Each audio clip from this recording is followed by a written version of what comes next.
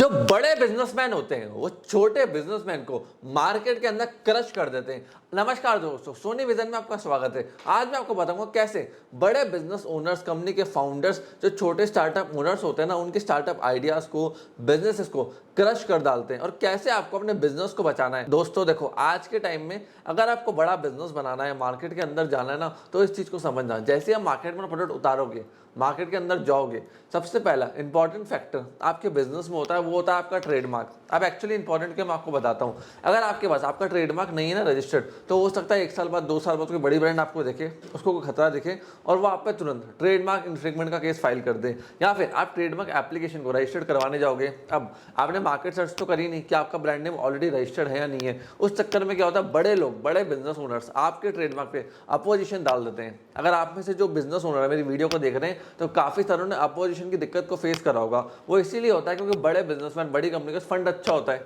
उनको फर्क नहीं पड़ता, बट वो नहीं चाहते कि मार्केट के अंदर कंपटीशन बढ़े उनकी इंडस्ट्री में, तो वो कंटिन्यूसली वॉच रखते हैं। इसलिए आप लोगों को ट्रेडमार्क का ध्यान रखना बहुत ज़्यादा जरूरी है। फिर दूसरी चीज़, बड़ी ब्रांड्स ऐसा खेलती है कि वो जब आप मार्केट में एंट्री लेवल करते हो, नए आते हो मार्केट में, एक्सपेंशन आपका देखते हो, उनके पास रिजर्व्स होते हैं, तो बहुत ज़्यादा डिस्काउंट देना चालू कर देते हैं। उसके चक्कर में क्या होता है, मार्केट में एंट्री ही नहीं ले पाते हो कि यार रिलायंस हो गया, बाकी डीमार्ट हो गया, बाकी ब्रांड्स हो गई, बहुत बल्क परचेजिंग करती है। अब वो बल्क में खरीदते हैं तो उनकी कॉस्टिंग कम है, तो प्राइसिंग पे खेल पाते हैं। तीसरी चीज़, पॉलिसीज के ऊपर देखो, काफ़ी सारे जो छोटे बिजनेसमैन है ना, जो स्टार्टअप कर रहे हैं, बिजनेस कर रहे हैं, उनके साथ दिक्कत क्या आती है। एक तो इंडिया में टैक्सेस ज़्यादा है, दूसरा प्लेटफॉर्म फीस भी बहुत ज़्यादा है। जैसे आज के टाइम में आपको बताऊं, गूगल ने अपनी 30% कट पॉलिसी लगा दी है कि भैया अगर आप लोग 100 रुपये का रेवेन्यू मेरे प्ले स्टोर से कर रहे हो ऐप बना के, तो वहाँ पे 30% हम रखेंगे। हिंदुस्तान में वैसे ही बहुत सारे टैक्सेस हैं। जैसे अगर मैं 100 रुपये कमाता हूँ, उसका 100 रुपये पे जो प्रॉफिट है मेरा, तो उस पर 30% तो मेरा कॉर्पोरेट टैक्स चले जाएगा। मतलब 100 रुपये के प्रॉफिट पर 30% कॉर्पोरेट टैक्स,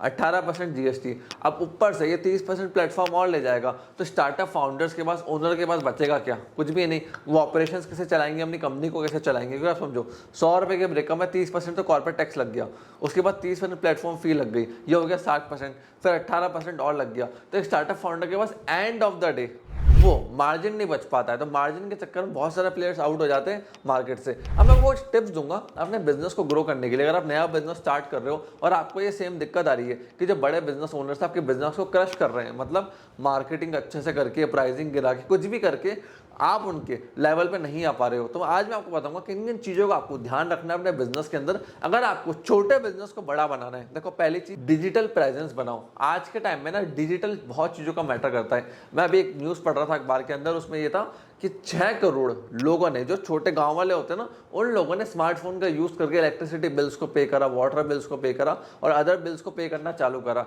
तो आप एक चीज समझो, आज के टाइम में दुनिया डिजिटल हो रही है, जमाना चेंज हो चुका है। जो चीजें 20 साल पहले वर्कआउट करती थी, आज के टाइम में वैसी नहीं है, चीजें कंप्लीटली चेंज हो चुकी है। तो डिजिटल प्रेजेंस बनाना आपके धंधे की अगर बड़ा करना है तो बहुत ज्यादा जरूरी है। वो इंस्टाग्राम पे, फेसबुक पे, हर जगह बहुत जरूरी है। और एक चीज समझो, आप एसईओ के ऊपर वीडियोस देखो, ऑनलाइन मार्केटिंग के ऊपर वीडियोस देखो, डिजिटल मार्केटिंग एजेंसी के पास जाओगे जो 10-15 हज़ार वाली है, प्रैक्टिकल चीज बता रहा हूँ, वो खाले आपसे 10-15 हज़ार रुपए लेंगे, फोटो वोटो बना के दे देंगे, कोई आउटपुट नहीं निकलेगा। और जो अच्छी एजेंसी है जिनका चार्जेस 50 हज़ार, 1 लाख, 2 लाख रुपए, उन तक आप रीच आउट नहीं कर सकते क्योंकि आपके पास बजट नहीं है। तो इस केस में आप क्या करो, यूट्यूब पे जाओ, पॉडकास्ट सुनो, मार्केटिंग के ऊपर, ग्रोथ के ऊपर, एसईओ के ऊपर, डिजिटल मार्केटिंग के ऊपर, परफॉर्मेंस मार्केटिंग के ऊपर। उससे आपको आइडिया लगेंगे कि एसईओ क्या होता है, मार्केटिंग क्या होती है। डेफिनेटली टाइम कंज्यूमिंग प्रोसेस है, बट आपके पास अभी पैसा नहीं है, तो अपना समय इन्वेस्ट करना ज्यादा बेटर है। उसके बाद है एक्सीलेंट सर्विस दो। आप एक चीज समझो, अगर आपका कस्टमर आपसे खुश है, उसको सर्विस बहुत अच्छी मिल रही है कम प्राइस में, या प्रोडक्ट बहुत अच्छा मिल रहा है,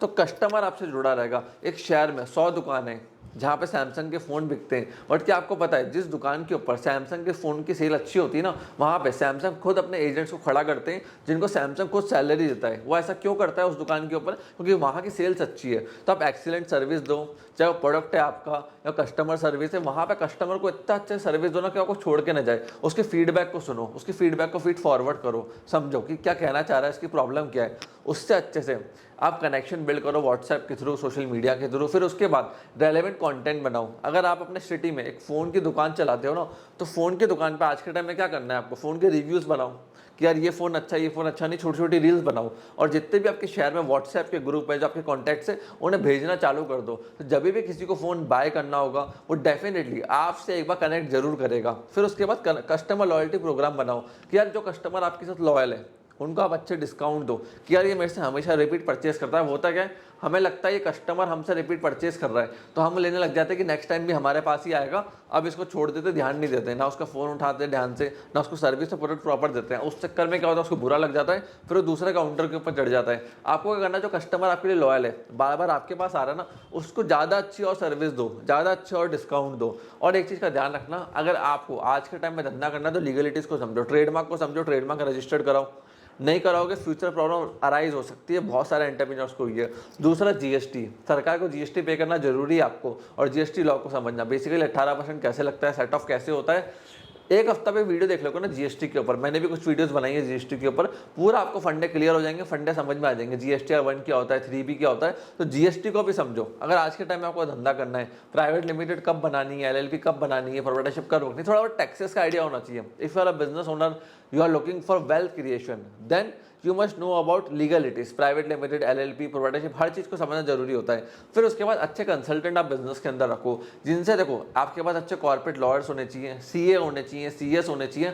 सीएस आपको टैक्सेशन पे, अकाउंटिंग पे, हर चीज़ में एडवाइस करेंगे। कॉर्पोरेट लॉयर्स आपको लीगलिटीज़ के ऊपर एडवाइस करेंगे। और देखो, अगर आपको टीम बड़ी करनी है ना, बिजनेस को बड़ा करना है, तो डेफिनेटली टीम को इंसेंटिव देना जरूरी है। जो लोग परफॉर्म कर रहे हैं, टॉप प्लेयर है आपकी टीम में, तो आपको ये इंसेंटिव स्ट्रक्चर भी अपने कंपनी में रखना पड़ेगा। अगर आपको स्मॉल बिजनेस से बड़ा बिजनेस बनना है तो इस चीज़ का ध्यान रखना। और अपने सर्कल में सीए, सीएस, एंटरप्रेन्योर्स, अपने से 10 लेवल ऊपर का आदमी देखो या 5 लेवल ऊपर का आदमी देखो, जिसकी तरह बनने का एस्पायर करते हो कि यार आप किसी ऊपर वाली लेयर के ऊपर है, आप उससे बात करो, उससे डिस्कस करो, वो क्या सोचता है बिजनेस के बारे में, वो ग्रोथ के बारे में क्या सोचता है। और आज के टाइम में हर कोई लिंक्डइन के ऊपर, इंस्टाग्राम के ऊपर अवेलेबल है, जहाँ से आप लोगों को ढूंढ के उनसे कनेक्शन बना सकते हो, पॉडकास्ट को सुन सकते हो। सो फ्रेंड्स, अगर आपको बड़ा बिजनेस बनना है, आप नहीं चाहते कि बड़ा बिजनेस आए और आपके छोटे बिजनेस को दबा कर दे, तो ये पॉइंट्स आपके लिए काफ़ी ज़्यादा इंपॉर्टेंट थे। मैं आशा करता हूँ वीडियो आपको पसंद आई होगी।